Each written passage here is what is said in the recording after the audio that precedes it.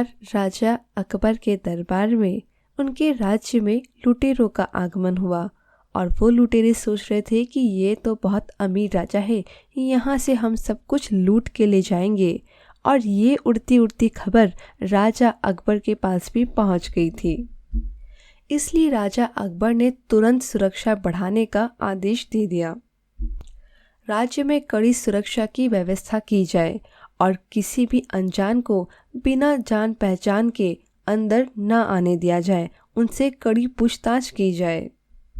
और ये बात किसी भी तरह लुटेरों तक पहुंची गई तो उनका सरदार बोला, ओह, तो राजा अकबर ने अपनी सुरक्षा बढ़ा दी है, तो अब हम ऐसा करेंगे कि अब हम खाली उनका राज्य ही नहीं बल्कि उनका महल भी लूट के ले जाएंगे और हम उन्हें चुनौती देंगे। अगली सुबह वह लुटेरे अकबर के दरबार तक आ पहुँचे और कड़ी सुरक्षा होने की वजह से सैनिकों ने उन लोग को वहीं पे रोक लिया और वे तीनों अपना भेष बदलकर दरबार में आने वाले थे। तभी सैनिक बोलता है, रुको तुम लोग, तुम्हें कहाँ जाना है? तभी लुटेरों का सरदार अपनी भाषा को और आवाज़ को बदल के बोलता है, खम्मा गणी, मारो नाम रंग रंगीलो है और हम यहाँ बादशाह के दरबार में अपनी कला का प्रदर्शन करने आए हैं। सैनिक को ये बात बहुत अच्छे से पता थी कि बादशाह अकबर को कलाकार बहुत पसंद है और वे उनका बहुत सम्मान करते हैं, लेकिन लुटेरों की बातों को सुनने के बाद उनको ऐसा लगा कि बिना कड़ी जांच पूछताछ के मुझे इन्हें अंदर नहीं जाने देना चाहिए। तभी सैनिक बोलता है कि मैं कैसे मान लूं कि तुम बहुत अच्छे गवैया हो। तब लुटेरों का सरदार कहता है कि इसमें कौन सी बड़ी बात है, हम अभी आपको गाना गा के सुना देते हैं।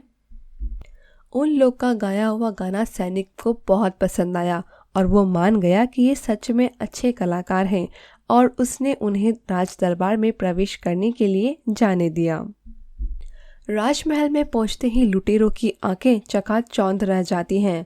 हीरो से जड़े झूमर, चांदी की सजावट और सोने का सिंहासन देख के उनके मुंह में पानी आने लगता है। तभी लुटेरों का सरदार मन में सोचता है कि यह महल तो पूरा स्वर्ग लग रहा है, अब यहाँ तक आ ही गए हैं तो सब कुछ लूट के अपने साथ ले जाएंगे। तभी बादशाह अकबर पूछते हैं कि आपकी तारीफ। वो सभी बिना देरी किए बस गाना गाना शुरू कर देते हैं। उन लोगों का गाना सुनकर राजा अकबर और दूसरे भी मंत्रीगण सभी बहुत खुश हो गए और वो भी झूमने लगे।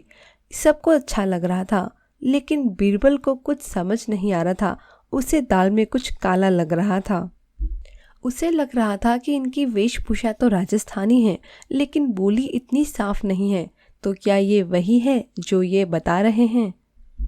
तभी बादशाह अकबर बोलते हैं, वाह कलाकारों वाह, आपके संगीत ने तो हमारा मन जीत लिया है।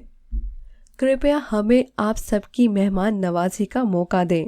सैनिकों, इनके लिए भोग का प्रबंध किया जाए। उन तीनों लुटेरों को शाही पकवान चांदी के बर्तन में परोसे गए।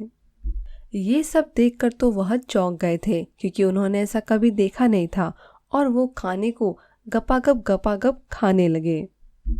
ये सब देखकर बादशाह अकबर को तो हंसी आ गई, लेकिन पास बैठे बीरबल के मन में कुछ और ही चल रहा था।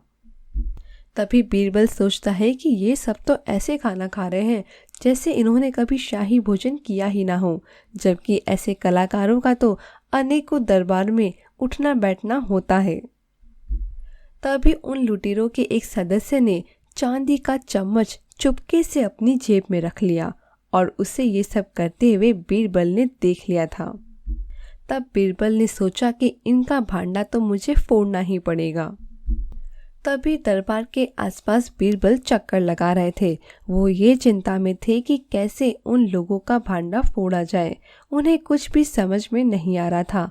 तभी उनकी नज़र कलर करते हुए एक पेंटर पे पड़ी और उसे देखकर बीरबल को एक आइडिया सूझा और उन्होंने सोचा कि अब पता चलेगा ये गवैया आखिर चाहते क्या हैं।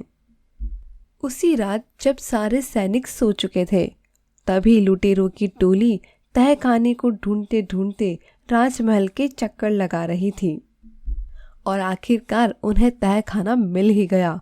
तब लुटेरों का सरदार बहुत खुश होता है और वो मन में सोचता है कि आखिर हम तहखाने को हासिल कर ही लिए, अब आए हैं तो सब कुछ लूट के ही ले जाएंगे। और जैसे ही वो दरवाज़ा खोलता है उसके ऊपर रंग से भरी बाल्टी गिर जाती है और ये सब देखकर उसके साथी वहां से भागने लगे, लेकिन थोड़ा ही भागे थे कि सिपाहियों ने उन्हें पकड़ लिया। और उसी समय वहां पर अकबर और बीरबल का आना हुआ। तब बीरबल कहते हैं कि तो कैसी रही हमारी ये चाल, हमने तुम्हें रंगे हाथों ही नहीं पूरा रंग से रंगा हुआ ही पकड़ा हुआ है। अब तुम सब करते रहना काल कोठरी में ही अपने गवैया की प्रैक्टिस। ये सब सुनकर वहां पे खड़े बादशाह और सैनिक हंसने लगे और इससे हमने यह सीखा कि झूठ चाहे कितने भी रूप बदल ले लेकिन सच से जीत नहीं सकता।